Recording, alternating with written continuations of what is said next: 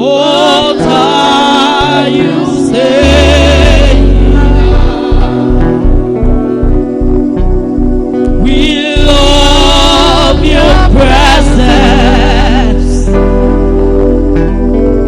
We love your presence. What is the fragrance? What are you saying? We love your presence. We love your presence. What is the fragrance? What are you saying? We love your presence. We love your presence. What is the fragrance? What are you saying? We love your presence. We love your presence. What is the utterance? What are you saying? We love your presence. We love your presence. What is the utterance? What are you saying? We love your presence. We love your presence. What is the fragrance?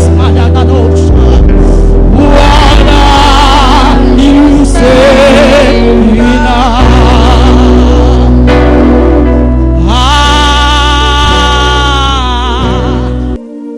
My people should be coming very soon. You can just stand in there and ensure that we are active. I hope you know how it works. You do know. Okay. You can sit around.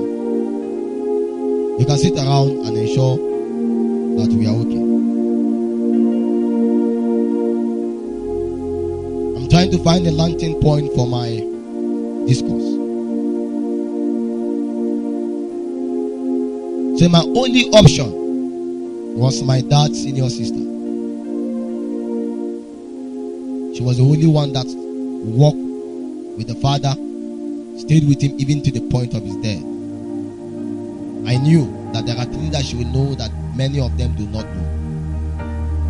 So while I was in Kaduna for many engagements, after meetings and all kinds of things, I went to her. Tell me about your father. She too began to cry. Say, my son, there are things that should not be told. I said, you must.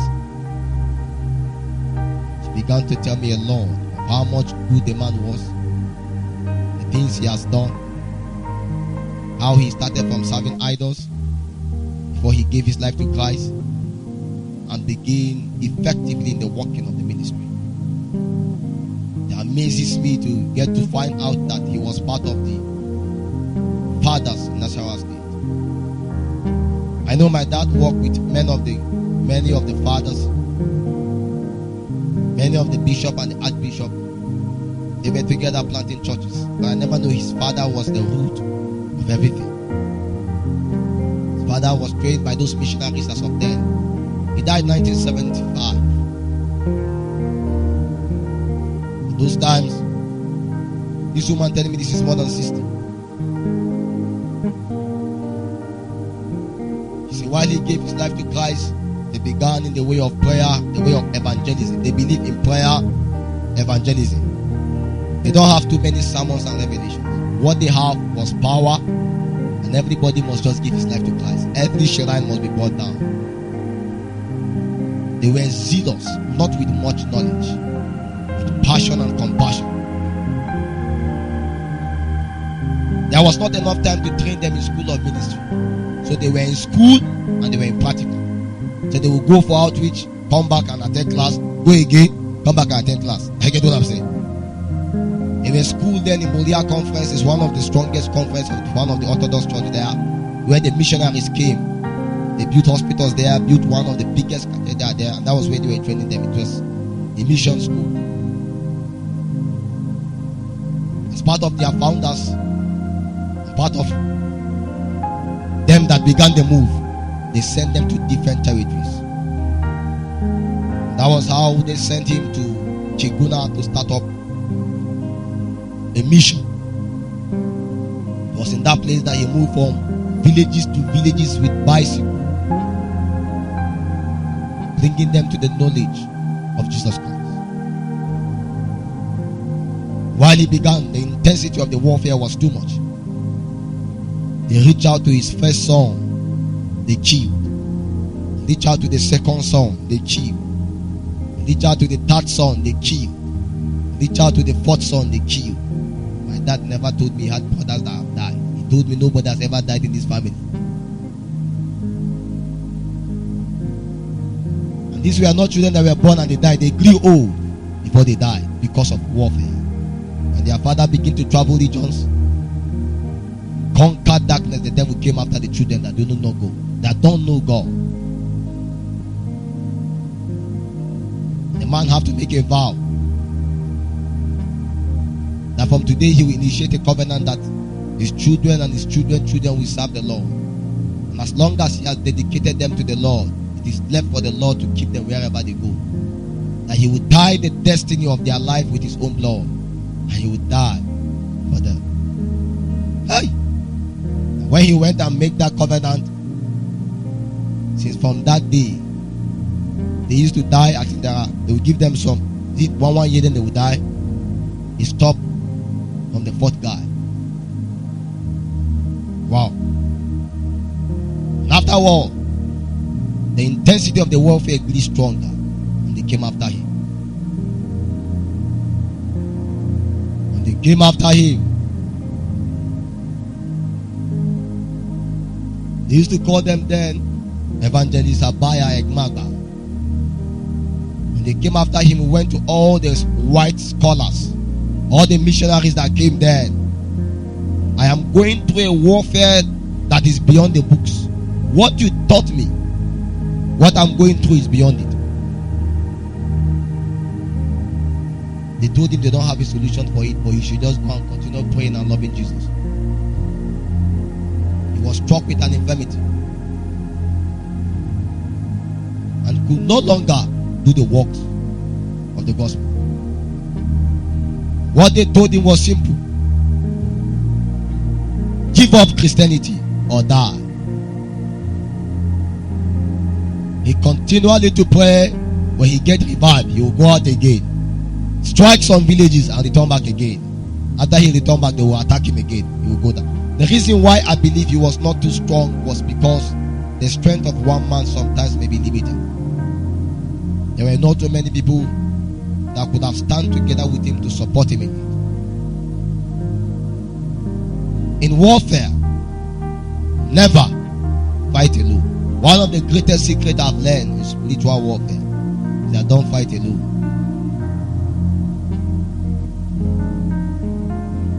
Like I told you, their knowledge was not too sufficient and all. When it was obvious that he knew that the attacks were enormous, he took him to all kinds of places. Finally, the people came into the house and they said there is something they want to do to initiate him into an order for him to be covered and be protected. And if they do that, he's going to be free. Because a time came he was not feeling his body again. But he was alive, but his body cannot be felt.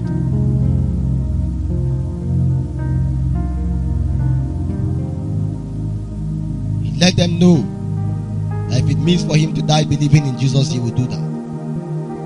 The woman who was telling me this, which is my dad's sister that's more than 60 years old, she told me that she began to plead with the father, can't you just at least accept this so that you can leave?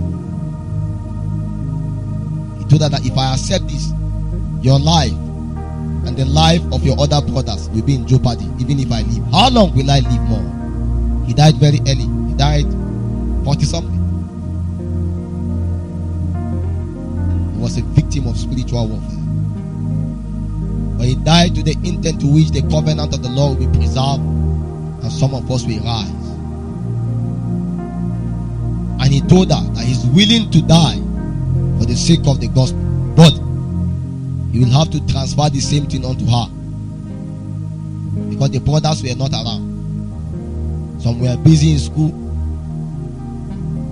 others were busy doing all kinds of things. Many of them never see the need to substantiate that which their father has hold on to. My dad was the one that he beckoned upon to continue what he was doing, so he made him part of the pastors among them. He was effective doing that since when I was born. I used to see my father pray from 2 o'clock to 4 o'clock, even while I was a carnal man. My mom even married my father because he was a pastor, and they know that their destiny is secure if they marry a pastor. All the battle in the family, they will fight. So you don't understand. But somehow, the time came. The chaos of life, the worldliness and the trouble of life begin to swallow his passions. I know him to be a man that moved from region to region doing all kinds of things, but the time came, those things reduced. Somehow, I began to ask myself why. So as I began, the time comes when you can become great. Being great is very easy. There are not few sacrifices you do, you can become great. While remaining great is another challenge. You can go high and come down. It was not long enough I begin to ask myself, what will I do to be sustained? I go beyond just millennial development goal to sustainable development goal. How that I do not have a plan for a millennia, I want a plan that is sustainable. And I discovered that many of the patterns that men run with, where if they are not carnal, they may be occultic, or they may not be divine. And I decided to trace the ancient pathways and connect myself back to the lineage where which I come from. And I began to pay attention to the encounters I was having with an ancient elder that was beckoning upon me, coming to educate me and teach me, but he doesn't have word to speak to me. Many more times he comes, lay hands upon me and pray for me. And I wanted to see his picture because I want to understand the face of the man that would come to me. That was how when she began saying, I knew that everything she was saying was pointing to the man.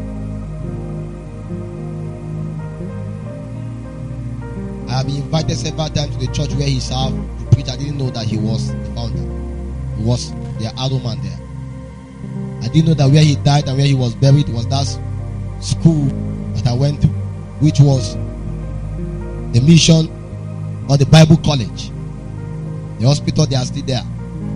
Planning when I return back, I'll go there and go and ask their deans to bring the archives. I want to read the scrolls of my grandfather.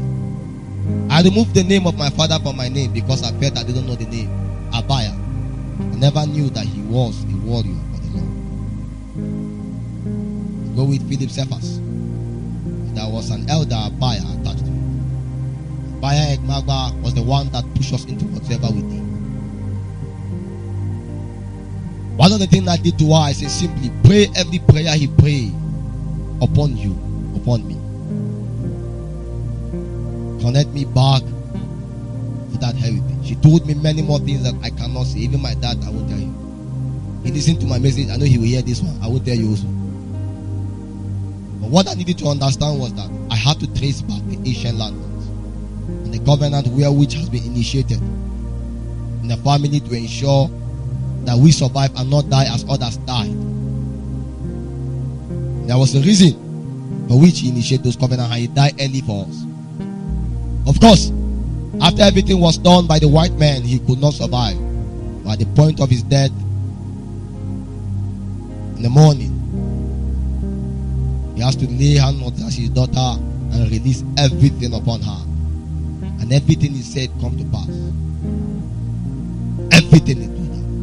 But there were some few things that he told her that she knew, she thought, she said it didn't come to pass. And she believed, she thought it was my father that will fulfill those things. Until after our discourse, she now realized that it lies upon his son. That her prayer, I bid farewell, and I came. The encounters continue. Came and let me understand that there is something within the family. If my father fight me, he will not live long. Number one, that's what he told me. If my dad fight me in anything I do, he will not live long. He told me if I dishonor my father, I will die early. This is what his grandmother told me. You get what I'm saying? Say I should obey him. I should pray for him. And I should let him know that he should not fight me. There are many things that he may not be able to do because it has passed his season. I should pray for him. He should not fight me. He should pray for me.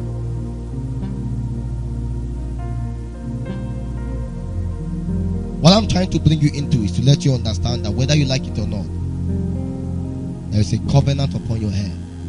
If there is no one, it's not too late to begin one.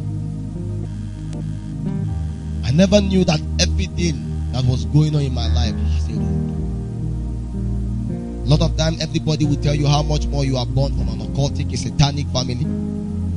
They never told you there are people that fought to push the gate of hell further. Many of them died at the confession of their faith. Like of him, he says he's willing to die for his children to live. And if somebody died for you to live, I assure you, you will have to live for the person, whether you like it or not, one way or the other.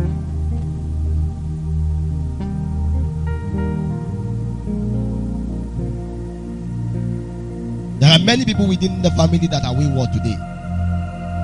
I was able to salvage many within my immediate. There is nobody in my family that is not strong. But there are many others external, relative, that are wayward.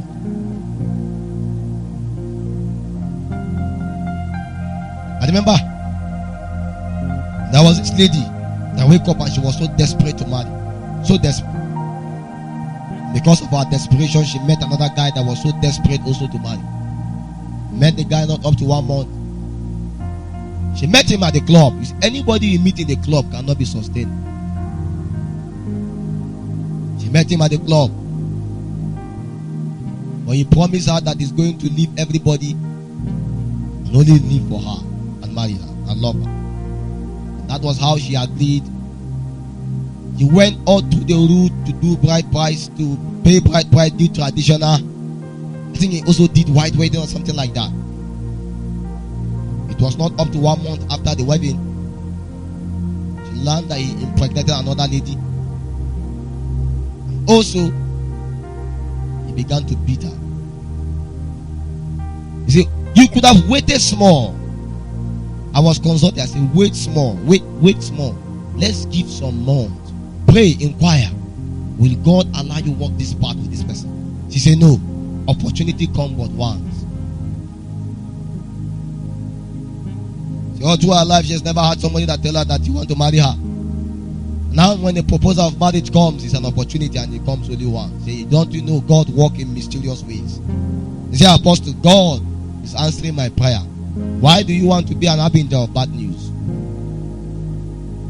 And I told her, what God has joined together, let no man put asunder. I will not be the man that will put asunder. Go home this dynamite. When the chaos begin to happen, what I'm trying to let you understand, when you don't align to the covenant of the family, you will suffer. Like, you will truly suffer. I have seen many people within the lineage of our family today that are suffering. all kinds of infirmity, all kinds of darkness over their life. And we live and look as though we live in Goshen in the family. We live as though we are in Goshen. Where everybody connected to the family are suffering one to another. Either the father died, or the son died, or the mother died, or three are buried, or there is a mad person in the family. And there is no amount of prayer we pray that has changed. I realize it's lack of alignment to the covenant that was proclaimed by an elder in the family. You will suffer if you disobey the covenant upon which is the source and the root where which you come. She left school for that guy. When the guy began to beat her and drove her away, he brought another lady.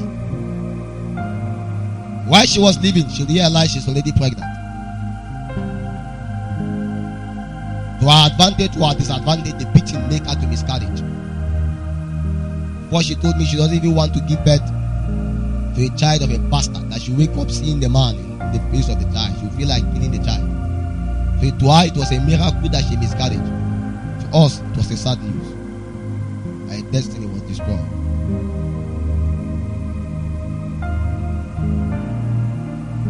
I know this story very well because that lady is my cousin.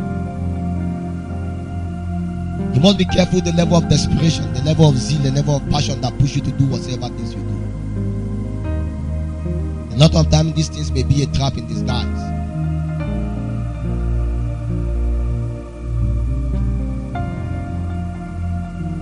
There's a great need for us to pray as a people. The reason why we have to and continually always pray is because our prayer does many things beyond what we can imagine. Prayer in itself is innocent. Prayer in itself cannot be charged to court. You are the only one that is supposed to be guilty of prayer. Prayer is supposed to be innocent.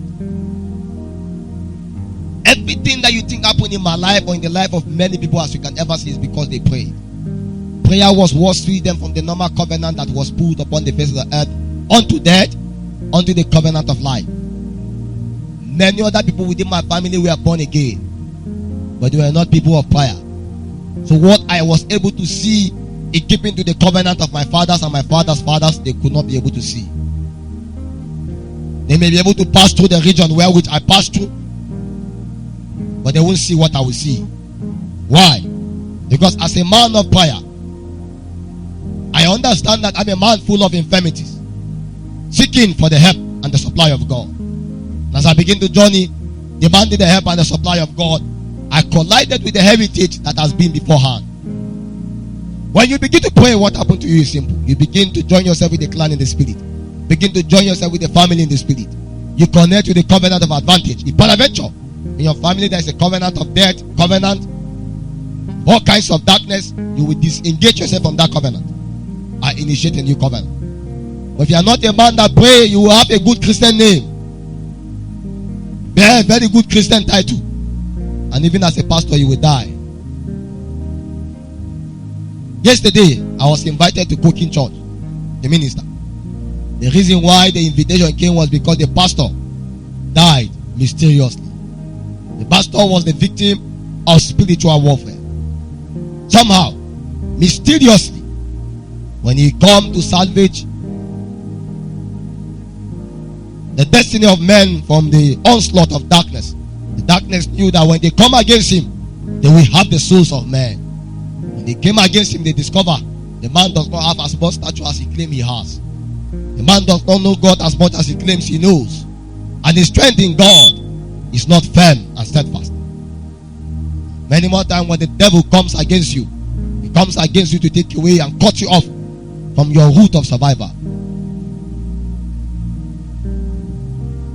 The intensity of the warfare swallowed him, although he was a pastor, although he was a good man. And he died, and they beckoned upon men and women that can pray. And when we came, we have to be able to initiate again a new covenant there. As my grandfather did, that no one will die in the family. I have passed through death several times, I didn't die. Now I knew why I do not die. It may not be because I am a good man that pray. Maybe the prayer I'm praying today will preserve my children to come. And I know I am fetching from the dividends of that which my grandfather and my father has done for me. Whether you like it or not, prayer doesn't have to be a feeling. You don't have to feel like praying. You just have to pray. Many people want to pray when they feel like praying. You will be disadvantaged. Many of the seasons where you don't feel like praying, that's the seasons where Satan is having a field day. Many of the times when you don't feel like praying are the times when a lot of things are going on in the spirit when you are supposed to join in the procession. Other times when you feel like praying at the time when the things have entered critical marks. If you learn how to pray consistently and continually, you will realize that your life will be in perpetual victory. Perpetual strength will be supplied unto you. Because prayer is one of the only things that help takes away your gaze from men and unto God. When a man trusts upon people, he walks straight to them to make a demand. If your father is the governor of Nasarawa State, or if your father is the president of Nigeria, here in Abuja that you are, it's very easy for you to walk into our soul rock. Say, Daddy, I need this. Daddy, I need that. Daddy, I need this. He can answer certain things. But there are seasons and times when the things that will befall you will become spiritual. At that time, carnal advantage and carnal weapons cannot be used. At that time, your daddy cannot be able to save you. You will have to be able to align to the way of prayer. That prayer walk, you have to join it. Not just to be taking selfie. No, you will join it to pray. Now when they begin that prayer walk, I wish they should give us and allow us to lead the people to truly really pray, not to walk taking selfie.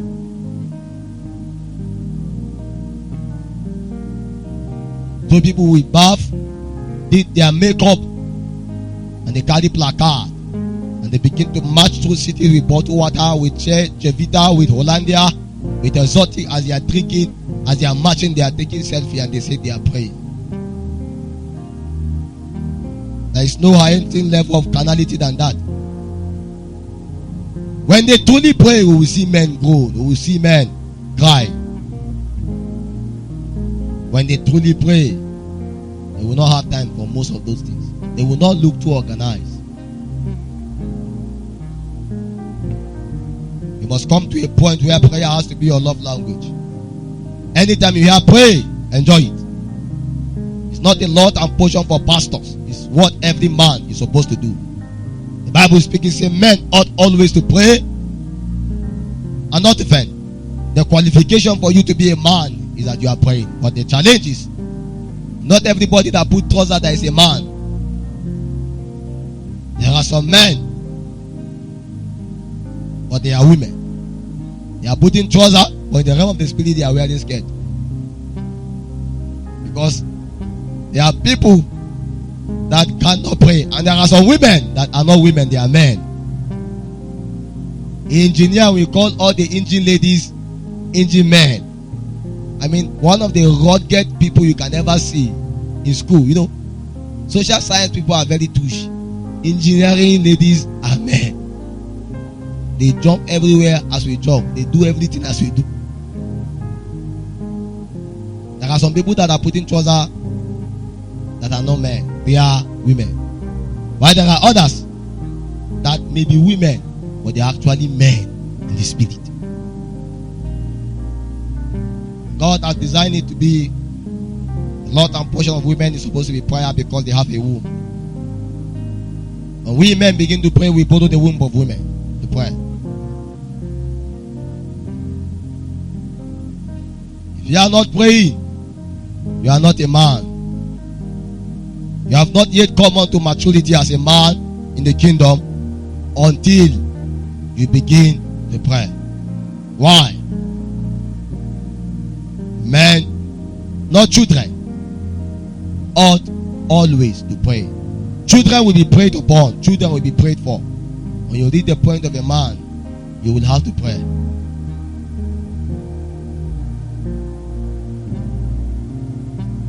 Somehow, When a man does not pray for a very long time, he can become demonized.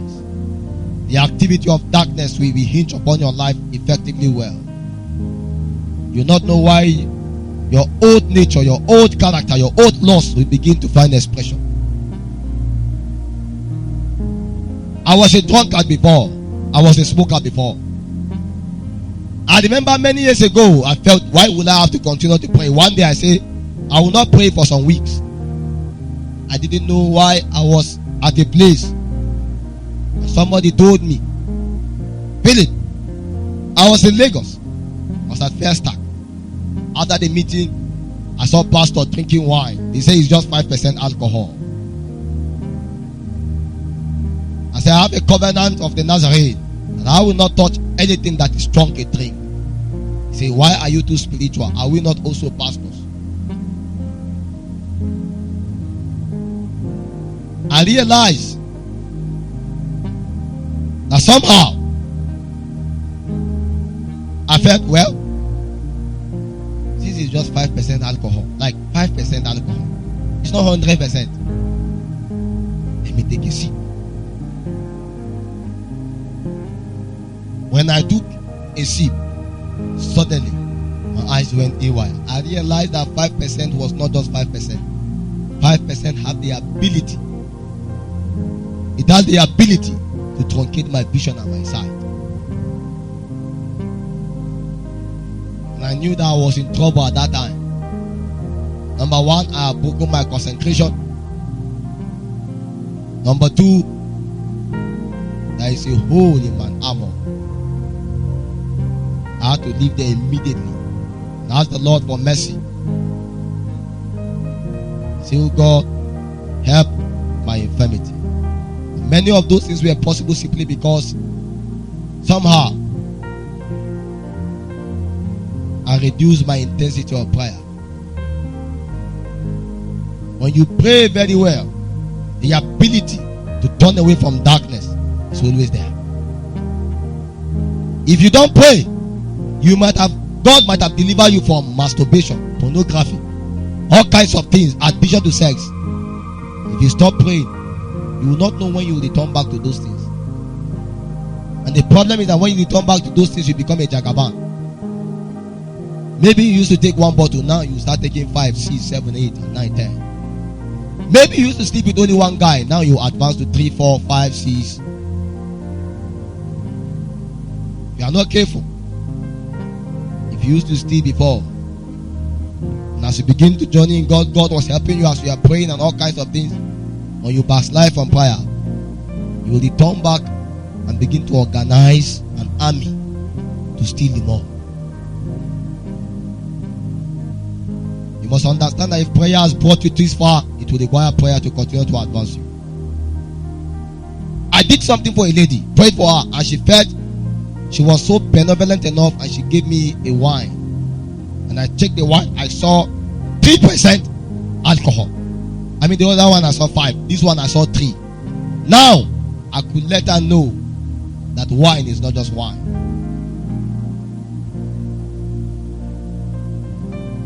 The truth is this.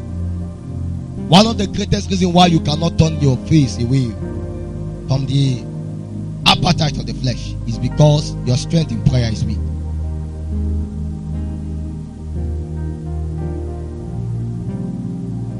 If you like, don't fast, pray. I'm okay with that. There are only 2 things I have found that have been strengthening in your advancement in Christendom. If you can fast, good. But if you can pray and study very well, I assure you, you will not remain the way you are. When a man prays very well, to lead him to the place of wisdom and knowledge, God will force you. There is a way the Spirit of God force you to learn scripture. You don't be able to go and open to this book. You will read it. And when you intend to read just one chapter, I don't know why you're in chapter 15. Because you pray, God create capacity for you to dig the more. When you are just a man that study enough, the time will come. As you are studying, light and revelation will spark. You will leave and go and begin to pray, so that you can be able to regurgitate and digest that which you have received. I know. Lord told me many years ago, Anyone that will do better than me in this kingdom is anyone that know more than me or pray more than me. So I can decide to both know and to pray.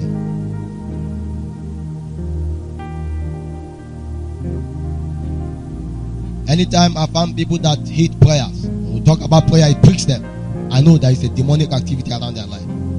A believer may not be possessed, but I believe that there can be activity of demons around you. That is the reason why you masturbate. That's the reason why you love to have sex with people.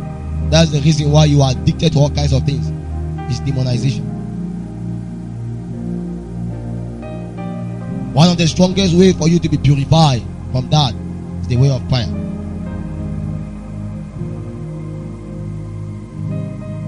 But prayer is what will help you to receive strength from God. It will shift your focus from everything and focus you to God. You must believe in prayers. You have to come to a point where you become prayer. How? Daddy was speaking about the spirit of prayer in the atmosphere. You must come to a point where you have to propose in your heart to pray so that you can intercourse and interface with the spirit of prayer. The Holy Spirit of truth can engrace you with the grace to continually to pray. Many of us do not pray because we love praying. No. I pray because I need help. I pray because I need to commune with God. I pray because I need to build capacity. I need to also know that I pray so that I can intercede for others. I also pray so that on a continual basis, prayers and art can become part of my culture. You can't be guilty of prayers. When you don't pray, the warfare in Christianity will swallow you. If you are a minister, the warfare involved in ministry will swallow you. It will swallow you. It's not a prophecy. It will.